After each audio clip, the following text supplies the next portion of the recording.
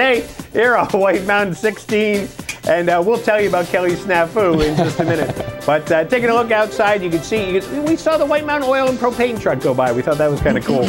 But, you know, we're looking out there, we're seeing weather. And in the studio, we're talking weather with Jeff DeRosa from the from the Mount Washington Observatory.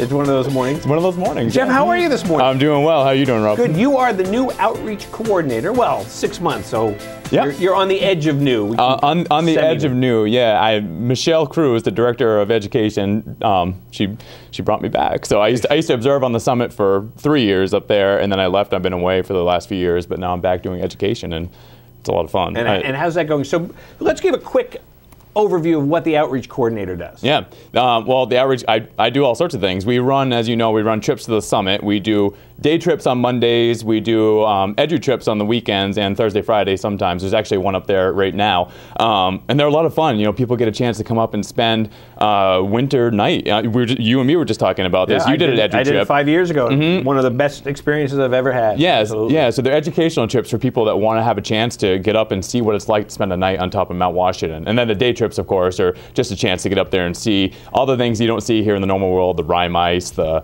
the high winds, the extreme colds that we have up there. And then when I'm not doing that, I'm traveling around, going into classrooms and teaching kids about weather and climate, and it's a lot of fun. You know, it's a neat program. I went to last summer. You had some of the programs right at the Weather Discovery Center with the links to the different places, and we were the one.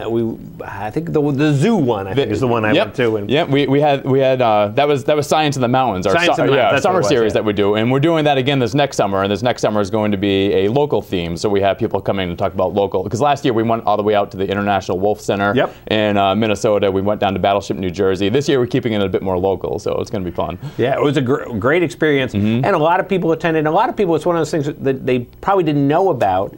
And it's right in our backyard. Well, that's the thing. Right, yeah, I mean, the Weather Discovery Center is great. We have that distance learning technology, and that allows people twice a day at 11:15 and 2:15. You can come into the Weather Discovery Center and connect live with the summit of Mount Washington and talk to our observers up there and ask them questions yourself of what it's like to live on top of Mount Washington, because that's part of the. I mean, it's just a neat thing to me. Right. I mean, I've been with the organization for a few years, on and off, and I'm still amazed that there are people up there living and recording the weather and going outside in 100-mile-per-hour winds. It's just a fantastic thing to me. It is, and like you say, a lot of people aren't aware of that on a daily basis. But you lived it for 3 years. I did it for 3 years. Yeah, it was really one of the honors of my life, because I remember vividly being in college, and I went to University of Southern Maine, and looking out the window, my GPA suffered because I was so busy looking out the window in Gorham, Maine, at Mount Washington, and just wondering, I bet life's a little bit more interesting up there than it is down here. And so when I got done with school, I applied, got an internship up there. We have a fantastic internship program, and that's how a lot of people get started.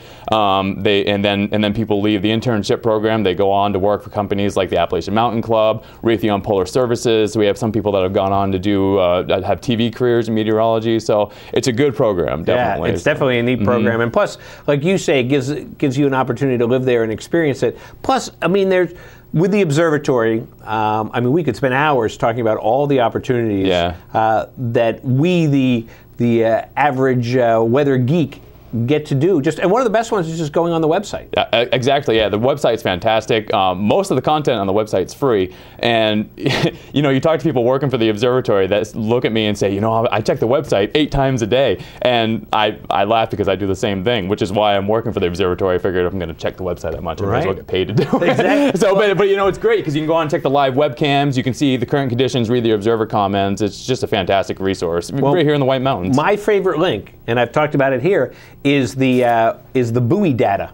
Yes. You can go on and you find out what's going on in the middle of the Atlantic or all over the world. And then I linked to some other stuff from there about the Gulf of Maine, and it's fascinating. If you're into weather, start on the Mount Washington Observatory website. Check out all the stuff there, and then you could spend days just branching out. There's so much weather information. You don't need to be a trained meteorologist to go on now and to make your own weather forecasts. I mean, you can get every weather model online now for free. You can get all the buoy data, like you said. Tomorrow, for instance, there's a rapidly developing storm moving in. Get online, check it out, see what the weather forecast is doing for yourself, and like you said, start with the observatory webpage because it's fun. And then you can stand in your kitchen and just say, right before dinner, Well, Dad, what's the weather going to be? Well, there's a high pressure system moving in from the east. Use the fridge doors. You can make your own green screen at home. That's it. All the fun things. What do you have coming up for the outreach program? Yep. Well, this weekend, actually, we have an EduTrip with Joe Lentini is coming up to do winter mountaineering. Every Monday, we have the day trips. Next week, I have I'm traveling around. I'm going down to Massachusetts for a few times. I have a program over in Vermont, another one in right here in New Hampshire, and then that's the cycle throughout the rest of the winter, just traveling around to schools and going up to the summit from time to time. And I bet the kids love it. The kids love it. Yeah, you go into the classroom, and I think the key is that the teachers prep the students. They say, okay, we have a weatherman coming in from the Mount Washington Observatory, and then you go in, and they're excited to see you. Right. And so there's such enthusiasm, and then you just go through and you do the programs. You show them why it's so windy on Mount Washington, how to observe weather in their own backyard, and it's a lot of fun. I love going into the schools. Well, that's great. And there's basic little things you can do to forecast your own weather. You don't need to know all the science. You can look out. You can look at the sun and see a halo around the sun and say, okay, there's some moisture moving in, and it's probably going to rain or snow within the next few days. There are little tidbits that you can pick up. Definitely, you don't need to know any hard science to observe weather or forecast weather. Well, that's awesome. Yeah. So if people want to get some more information, best thing to do is go on the website, mountwashington.org. Yep. And you can actually go right to your outreach. Yeah, there's the education webpage. If you're interested in any of the educational programs we do, whether it's up to the summit or having me come into your classroom, or distance learning, which we haven't talked about much, but we have distance learning as well. So if you're not from the Mount Washington Valley and your school has the technology, you can definitely log on and we can connect to your school from away, which is interesting. Great. But yeah, mountwashington.org, and the education webpage is where you'll find what we do for programs. Awesome. Yeah. Well, Jeff, thanks so much for joining us today. Thank you very much for having me. Good to see you. Yeah. And we'll be back in a minute. We're going to wrap it all up here on White Mountains Today. Oh, we're wrapping it up now? Oh, do we have our winner?